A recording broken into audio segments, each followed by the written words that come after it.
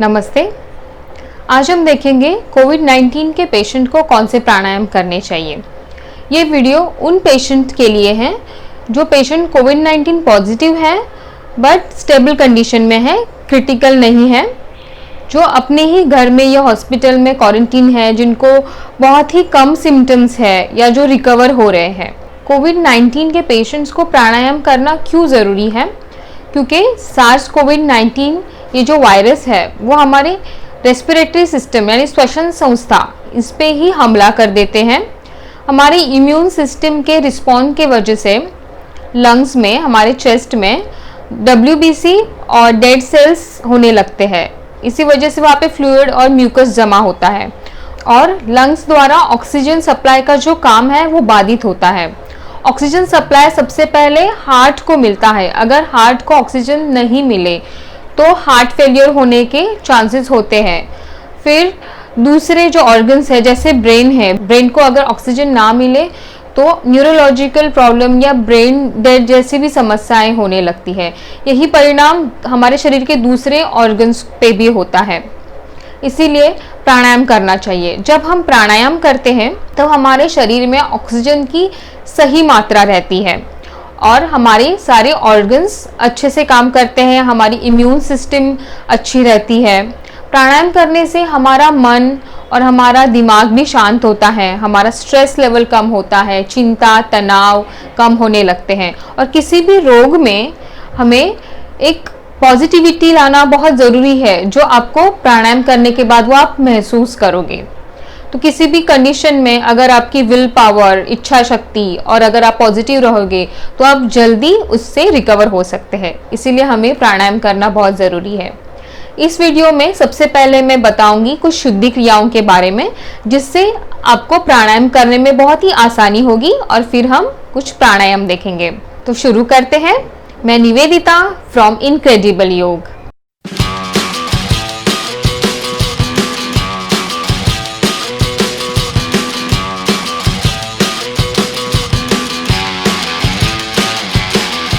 शुद्धि क्रिया और प्राणायाम करते वक्त आपका पेट खाली होना चाहिए। ये जो अभ्यास है आपको एम्प्टी स्टमक ही करना चाहिए। तो आप जल्दी सुबह उठ के कर सकते हैं नाश्ता करने के पहले, या फिर अगर आप शाम को कर रहे हो तो आपके दोपहर के खाने के बीच में 4 से 5 घंटे का गैप होना चाहिए। तो स्टार्ट करते हैं शुद्धि क्रिया से। सबसे पहले शुद्धि क्रिया में हम देखेंगे जल नेति।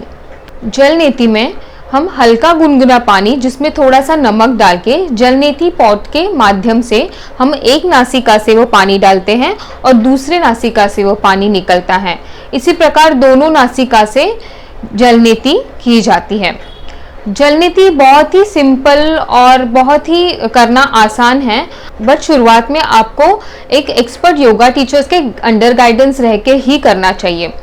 अगर आप जल नेति के बारे में नहीं जानते, जल नेति पे भी मैं एक वीडियो बनाऊंगी, उसमें मैं अच्छे से जल नेति के बारे में एक्सप्लेन करूंगी, तो वो भी वीडियो आप देख सकते हैं। अगर आप जल नेति करना नहीं जानते या नहीं कर सकते तो आप स्टीम भी ले सकते हैं। स्टीम लेने के लिए आप कोई भी एक स्टीमर ले सकते हैं या फिर एक पानी के बर्तन में गर्म पानी भर के ले सकते हैं। पर उसे करना कैसे है? जब वो भाप आने लगे आपको वो जो स्टीम है वो नाक से लेनी है और मुंह से छोड़नी है। ऐसे आपको 10 से 15 बार करना है, नाक से लेके मुंह से छोड़ना है। फिर आपको वो स्टीम जो है मुंह से लेना है और नाक से छोड़ना है। इससे आपका नेजल पैसेज है वो क्लियर हो जाएगा और आप अच्छे से प्राणायाम कर सकोगे। दूसरी शुद्धि क्रिया हम देखेंगे श्वसन मार्ग शुद्धि। श्वसन मार्ग शुद्धि मतलब हम दोनों भी नासिका की में जो हमारा नेजल पैसेज है उसकी हम शुद्धि करते हैं।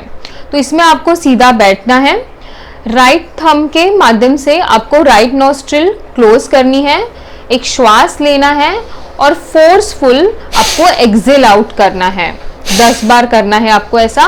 और जब आप फोर्सफुल एक्सेल आउट करेंगे तब आपको आपके चेस्ट के और एब्डोमेन के मसल यूज करके जितनी आप कर सकते उतना फोर्सफुल आपको एक्सेल करना है। 10 बार होने के बाद सेम आपको लेफ्ट नॉस्ट्रिल से मतलब लेफ्ट थंब को यूज करते हुए लेफ्ट नॉस्ट्रिल क्लोज कीजिए और राइट नॉस्ट्रिल से सेम 10 बार आपको फोर्सफुल एक्सेल कर, हर बार आपको नाक से सांस अंदर लेनी है और फोर्सफुल एक्सेल आउट करना है। ये करते वक्त अगर आपको लगे कि आपकी नाक में सर्दी है या कोई म्यूकस फ्लूइड है तो आप नैपकिन यूज कर सकते हैं, क्योंकि अगर श्वसन मार्ग में अगर कुछ भी, इसीलिए इसे श्वसन मार्ग शुद्धि बोलते हैं, ताकि नेजल पैसेज में कुछ भी हो सर्दी या कुछ भी फ्लूइड तो वो निकल के बाहर आ जाए, तो आपको वो साफ करना है। इसके बाद आपको दोनों नॉस्ट्रिल से करना है, उसके लिए दोनों हाथ नीचे ही रखने हैं और सिर्फ श्वास लेके, नाक से श्वास लेके, नाक से ही फोर्सफुल चेस्ट और एब्डोमेन के मसल को यूज करते हुए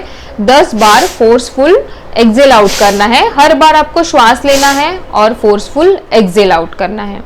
इसके बाद भी आप अपना नाक साफ कर सकते हैं। श्वसन मार्ग शुद्धि से आपकी दोनों नॉस्ट्रिल के जो नेजल पैसेज हैं, हमारा जो नॉस्ट्रिल्स है, जो नेजल पैसेज है, वो क्लियर हो जाते हैं, ताकि आप प्राणायाम किसी भी बिना रुकावट के बहुत ही इजीली कर पाते हैं। तीसरी शुद्धि क्रिया है कपालभाति। आपको कपालभाति और श्वसन मार्ग शुद्धि थोड़ी सी एक जैसी लग सकती है, नहीं, बट दोनों में थोड़ा फर्क है, बहुत फर्क है। कपालभाति में हम शैलो ब्रीदिंग करते हैं, जो श्वसन मार्ग शुद्धि में हमने डीप इनहेल करके फोर्सफुल चेस्ट और एब्डोमेन को यूज करते हुए एक्सेल किया था, बट कपालभाति में हमें आधी श्वास लेना है और फिर फोर्सफुल, और उसका स्पीड थोड़ा ज्यादा, मतलब वो रैपिडली करना है। आपको सीधे बैठना है, आधी श्वास लेंगे और फिर फोर्सफुली आपको एक्सेल आउट करना है। जब आप श्वास को बाहर फेंकेंगे तब आपको आपके पेट के, सिर्फ पेट के मसल को अंदर खींचना है, सिर्फ आपको एक्टिवली एक्सेल आउट करना है। जब आप फोर्सफुली एक्सेल आउट करते हैं तब अपने आप इनहेल होता है, तो इसीलिए इसमें हाफ इनहेलेशन करना होता है और रैपिडली आपको एक्सेल आउट करना है। कपालभाति आपको एक मध्यम गति से करना है, बहुत ज़्यादा फास्ट नहीं करना है। कपालभाति के स्ट्रोक्स आपको अपनी कैपेसिटी से करने हैं। शुरुआत में आप 20 स्ट्रोक कीजिए और फिर विश्राम कीजिए, और ऐसे आप 3 सेट कर सकते हैं। जनरली कपालभाति में 1 मिनट में 100 से 120 तक स्ट्रोक्स करते हैं, बट आपको उतना फास्ट नहीं करना है, तो आप 1 मिनट में 60 या 70 स्ट्रोक्स भी कर सकते हैं, बट उसके बाद आपको विश्राम करना है 1 सेट होने के बाद। इस तरह आपको कपालभाति के 3 सेट करने हैं। प्राणायाम में सबसे पहले हम भस्त्रिका प्राणायाम करेंगे। भस्त्रिका प्राणायाम के लिए आपको सीधे बैठना है, दोनों हाथ कंधों के सामने रखने हैं इस प्रकार, और जब आप श्वास लेंगे तब दोनों हाथ ऊपर लेके जाएंगे, हाथों के पंजे ओपन करेंगे और श्वास छोड़ते हुए हाथों के पंजों को नीचे लाना है और बंद करना है। भस्त्रिका के आपको 3 सेट करने हैं और हर सेट में आप 10 से 20 बार स्ट्रोक्स कर सकते हैं। कभी कभी शुरुआत में भस्त्रिका करने के बाद थोड़ा सा हल्का या फिर चक्कर जैसा, गिडीनेस आपको लग सकता है, बट ये नॉर्मल है, धीरे धीरे ये कम हो जाएगा। दूसरा प्राणायाम हम करेंगे डीप ब्रीदिंग। डीप ब्रीदिंग में आपको धीरे धीरे श्वास अंदर लेना है और उतने ही धीरे धीरे आपको श्वास बाहर छोड़ना है। ये प्राणायाम करते वक्त आपको ऐसी भावना रखनी है कि जब आप श्वास अंदर ले रहे हो तो एक पॉजिटिव जो वाइब्रेशंस है, पॉजिटिविटी है, वो आपके अंदर आ रही है, और जैसे ही आप एक्सेल आउट कर रहे हो आपके अंदर की जो भी नेगेटिविटी है, जो स्ट्रेस है, जो अनवांटेड चीज़ें हैं, वो सब आप बाहर खाली कर रहे हो। ये भावना करते हुए आपको डीप ब्रीदिंग का अभ्यास करना है। डीप ब्रीदिंग प्रैक्टिस आप 5 से 10 बार कर सकते हैं। तीसरा प्राणायाम है नाड़ी शुद्धि प्राणायाम। नाड़ी शोधन प्राणायाम करने के लिए सबसे पहले हम सीधे बैठेंगे, राइट थंब से राइट नॉस्ट्रिल को क्लोज करना है, फिर धीरे धीरे लेफ्ट नॉस्ट्रिल से श्वास अंदर लेना है और धीरे धीरे लेफ्ट नॉस्ट्रिल से ही श्वास को बाहर छोड़ना है। फिर लेफ्ट नॉस्ट्रिल को रिंग फिंगर से क्लोज करेंगे और राइट नॉस्ट्रिल से धीरे धीरे श्वास लेंगे, फिर राइट नॉस्ट्रिल से ही धीरे धीरे श्वास बाहर छोड़ना है। फिर राइट नॉस्ट्रिल क्लोज करेंगे, लेफ्ट नॉस्ट्रिल से धीरे धीरे श्वास लेना है और लेफ्ट नॉस्ट्रिल से ही धीरे धीरे श्वास को बाहर छोड़ना है। फिर लेफ्ट नॉस्ट्रिल क्लोज करेंगे, राइट नॉस्ट्रिल से धीरे धीरे श्वास लेना है और राइट नॉस्ट्रिल से ही धीरे धीरे श्वास छोड़ना है। ऐसे आपको कंटिन्यू करते रहना है। सिर्फ ध्यान रहे आपको एक नॉस्ट्रिल बंद करनी है और दूसरे नॉस्ट्रिल से ही आपको श्वास लेना है और उसी से श्वास छोड़ना है। फिर दूसरी नॉस्ट्रिल बंद करनी है और उसी नॉस्ट्रिल से श्वास लेना है और श्वास छोड़ना है। इस प्रकार आपको नॉस्ट्रिल एक ही बार, एक ही जो नॉस्ट्रिल है वो बंद करनी है और दूसरे नॉस्ट्रिल से ही श्वास अंदर लेना है और उसी से बाहर छोड़ना है। इस प्रकार आप 5 से 10 बार नाड़ी शोधन प्राणायाम कर सकते हैं या 3 से 5 मिनट के लिए नाड़ी शोधन प्राणायाम कर सकते हैं। अब हम चौथा प्राणायाम देखेंगे, अनुलोम विलोम प्राणायाम। अनुलोम विलोम के लिए सबसे पहले आपको हाथों की मुद्रा करनी है। आपके जो इंडेक्स फिंगर और मिडिल फिंगर है उसे ऐसे बंद करना है और राइट थंब से राइट नॉस्ट्रिल को सबसे पहले बंद करना है और रिंग फिंगर से आपको लेफ्ट नॉस्ट्रिल को बंद करना है। तो सबसे पहले हल्के से राइट नॉस्ट्रिल को बंद करेंगे और धीरे धीरे लेफ्ट नॉस्ट्रिल से हमें श्वास अंदर लेना है। कुछ सेकंड के लिए आपको श्वास अंदर ही होल्ड करना है। फिर धीरे धीरे राइट नॉस्ट्रिल को ओपन करके राइट नॉस्ट्रिल से धीरे धीरे एक्सेल आउट करना है। फिर सेम राइट नॉस्ट्रिल से ही इनहेल करना है। फिर कुछ सेकंड के लिए होल्ड, फिर धीरे धीरे लेफ्ट नॉस्ट्रिल से एक्सेल आउट करना है।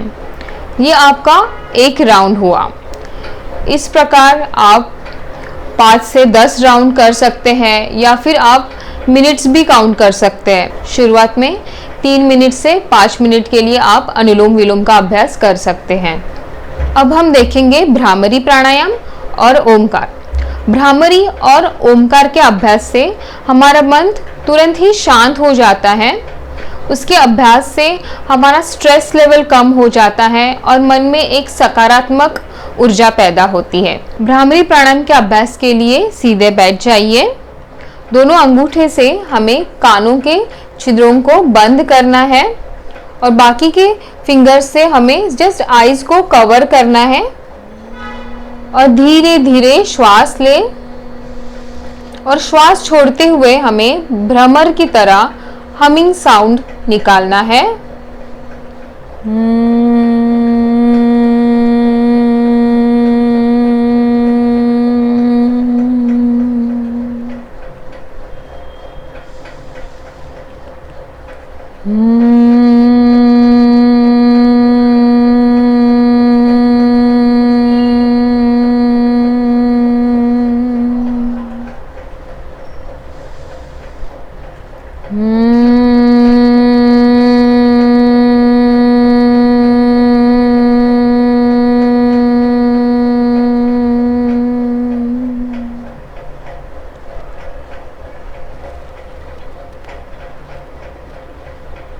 भ्रामरी प्राणायाम का अभ्यास आप 3 से 5 बार तक कर सकते हैं।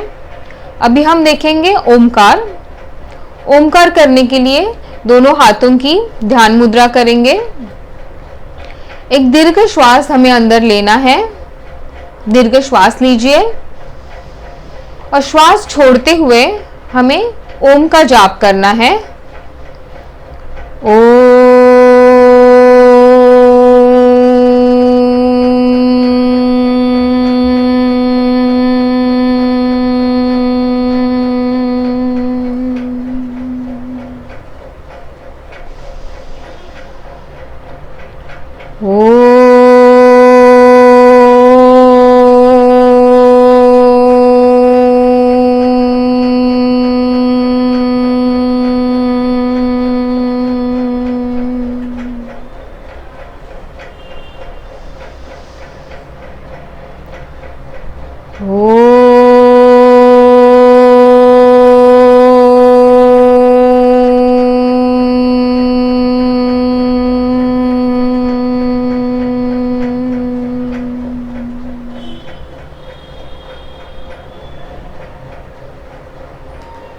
ओमकार जाप के बाद हमें कुछ देर तक उसी स्थिति में बने रहना है। हम ओम की संवेदना, हम ओम के वाइब्रेशंस फील करेंगे।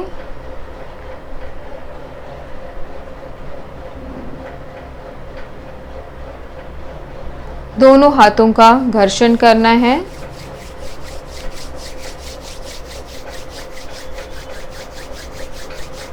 और चेहरे पे रखना है। ओमकार का अभ्यास 3 से 5 बार कर सकते हैं। इस वीडियो में जो भी मैंने प्राणायाम के अभ्यास बताए हैं वो करने से पहले कुछ बातों का ध्यान रखना बहुत ज़रूरी है। सबसे पहले आप अपने डॉक्टर की सलाह लें। उनकी सलाह के बाद ही आप प्राणायाम का अभ्यास शुरू करें। अगर आपके बॉडी में बहुत ज़्यादा वीकनेस है या आपको बहुत कफ है, बहुत सर्दी हो रही है, तो आपको प्राणायाम का अभ्यास नहीं करना है। ये सारे अभ्यास आपको तब करने हैं जब आप थोड़े कंफर्टेबल कंडीशन में हैं, आप चल फिर रहे हैं। अगर आपको बेड रेस्ट है तो आपको ये अभ्यास नहीं करने चाहिए। शुद्धि क्रिया में जो हमने जल नीति क्रिया देखी है वो आपको एक्सपर्ट योगा टीचर्स के अंडर गाइडेंस में ही करनी है। इस वीडियो में मैंने जो भी प्रैक्टिसेस आपको बताई हैं वो करते हुए अगर आपको कोई भी अनकंफर्टनेस रहे या चक्कर जैसा या गिडीनेस फील हो तो उसी टाइम वो प्रैक्टिस आपको रोक देनी है। जब आप बेटर फील करें, कंफर्टेबल फील करें, उसी स्थिति में आपको ये अभ्यास करना है। इस वीडियो से रिलेटेड अगर आपके कोई क्वेश्चन हो या कुछ डाउट हो तो आप मुझे कमेंट सेक्शन में लिख सकते हैं। अगर वीडियो अच्छा लगे तो आप अपने फ्रेंड्स के साथ शेयर कीजिए या जिसको इसकी ज़रूरत है ऐसे उन लोगों से ये वीडियो ज़रूर शेयर कीजिए। वीडियो अच्छा लगे तो वीडियो को लाइक कीजिए और अगर मेरा चैनल अभी तक आपने सब्सक्राइब नहीं किया है तो प्लीज़ चैनल को पहले सब्सक्राइब कीजिए। वीडियो देखने के लिए बहुत बहुत धन्यवाद। मिलेंगे नेक्स्ट वीडियो में। नमस्ते।